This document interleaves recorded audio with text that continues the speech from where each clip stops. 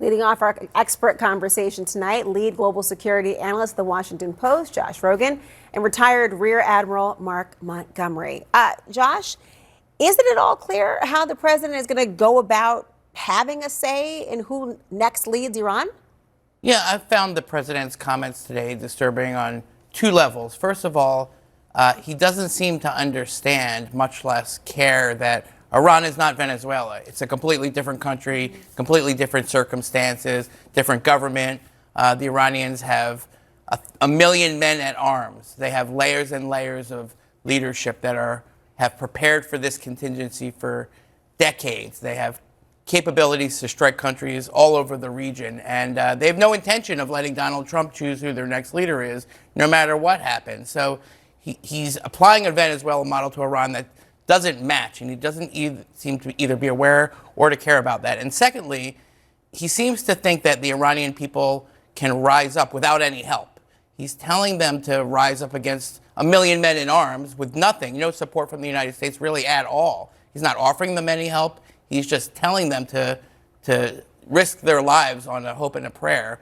And we've seen that movie before. We saw it in 1991 in Iraq, when the U.S. urged the Kurds and the Shiites to rise up. They got slaughtered.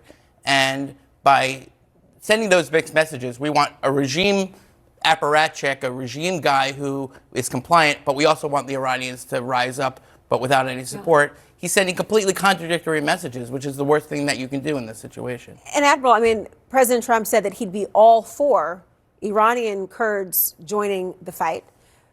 But he stopped short of actually revealing what kind of support the United States would actually provide to them. I mean, could they be effective without the United States support? No, I don't think so. In fact, we've done 2 air-only campaigns that were successful in regime change. But in both times, prior to combat starting, there was a recognized armed insurgency that was broadly supported by the people. Libya in 2011 and Kosovo in 1999. Bringing the Kurds in right now, if you want the Iranian public to generally support the IRGC, tell them the alternative are armed Kurds coming down to Tehran. They will never get there. It would lead to a significant bloodbath between the two groups. I don't think the Kurds I think they're smart enough not to do that, and I think we would be wise not to encourage it. You agree? Yeah, no, I mean, the Kurds can carve out a space for their own autonomy, which has always been their goal. They've never really been short on guns. It's not like the Kurds don't have guns. What we're saying to them is that you have to go attack a million Iranian army members, which is a suicide mission. So I don't think they're going to do that. And I agree with the Admiral. They don't have legitimacy to run Iran, and we're not giving any alternative that someone who has legitimacy to run Iran. And that's a gap between what we're saying and what we're doing. And we already started the war. How did they get into this without having any idea of how to get out of it? Mm-hmm. How in 2026 do we start a war and attack a government for weeks without having any explanation, not even any plausible theory of what happens next? And that's what we're dealing with. We've opened up a can of worms. We've started a regional war. It's expanding. More countries are getting involved. The Iranian strategy is clear. It's to expand the war in order to ruin the world economy, to put pressure on Trump to stop. And that they can do that strategy for a very long time. And the Israelis giving a few thousand Kurds a few thousand weapons is not going to change any of that. And so we're in a quagmire. That's exactly what we're headed towards. And it was completely predictable. And I don't hear anything from the administration of how we're going to get out of it. Well, actually, the president went from saying it could take a couple weeks to saying that he has no time limits at all now. I mean, what's your read on that, Admiral? Because you were very clear the other day that you thought that the 4 to 5 week range seemed to ring true in terms of military strategy. Yeah, so for the ways and means, the air campaign to destroy the drone system, the missile system, the air defense systems, the maritime systems, and the IRGC's command and control, that's a 4 to 5 week campaign. It will be done. The problem we're going to have is there's no ends here. There's no strategic end game. That could and will take a lot longer, and it doesn't sound like they actually have a plan. What would that look like? What would the end game look like if you're describing all those things happening and being accomplished in the 4 to 5 week period? Why would it be indefinite? But the problem at that point is you've now removed their ability for 3, 5, or 7 years to impact the United States, and that's good. But you haven't done regime change. You've changed the face of the regime. Clearly, the supreme leader's gone. But in Venezuela, we did the same thing. But just removing in this regime's case, the difference between this and Venezuela, as Josh implied, is that there's 125,000 other people in the IRGC, heavily armed and extremely ideological, and they're not going to step aside.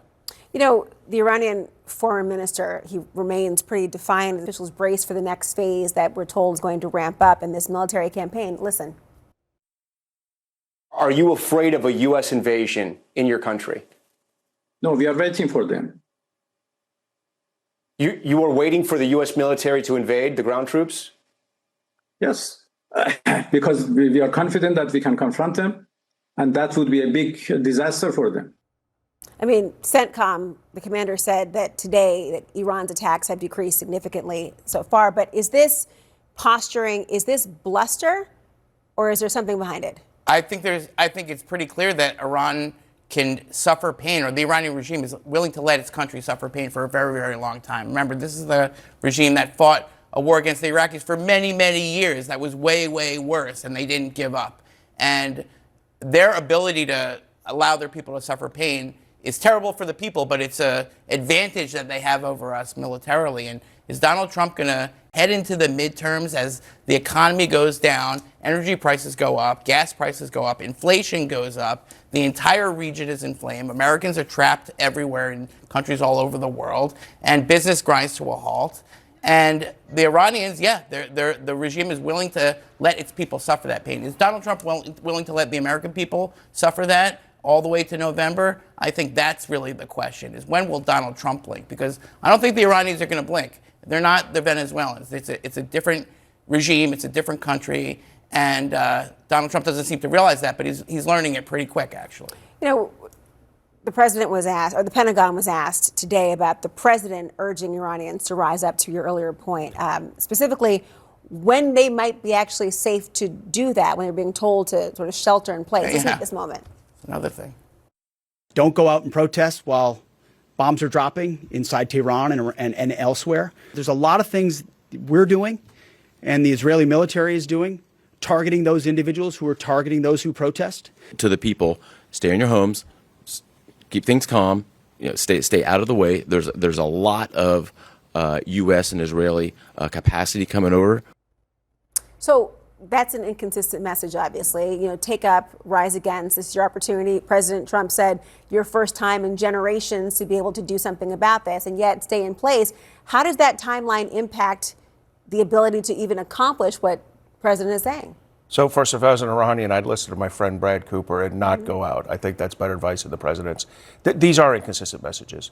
You had to have an armed interventionist capability before it started, or right at problem start. Our intelligent, our kind of ours and Israeli Title 50 intelligence community forces need to have brought those weapons in, identified who they're getting them to, in day 0, 1, and 2 of combat. It's at this point, they're hunkered down. We're bombing things. When they're done, the IRGC will come back up, and they're well armed. And whether at that point they have 100,000 or 300,000 or 400,000 with the army on their side, they're going to be an impossible force for the protesters. Staying at home doesn't save your life. We're bombing areas where civilians are getting killed by the hundreds as well. So telling the Iranians just to hunker down is not really good advice, because you could get killed doing that too. So we've started something that we have no idea how we're going to finish, and that's the problem here, is that trying to figure out how to get yourself out of war after you've already started is the exact opposite way of the way you're supposed to do things. And Iranian civilians are always going to be the ones that suffer most.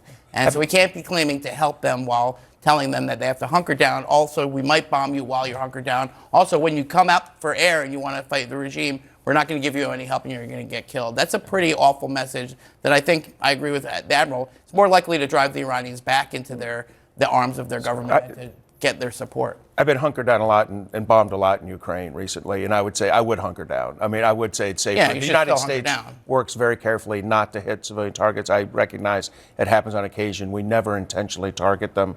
So I would hunker down. Unfortunately, at this point, when that's over, there is no solution. The president is not finding one. And the best case we have here is we're picking another recent former IRGC leader Revolutionary Guard leader to step in. So it'll be the same regime at this point. Josh, Admiral, thank you both so much. Anytime. Next, the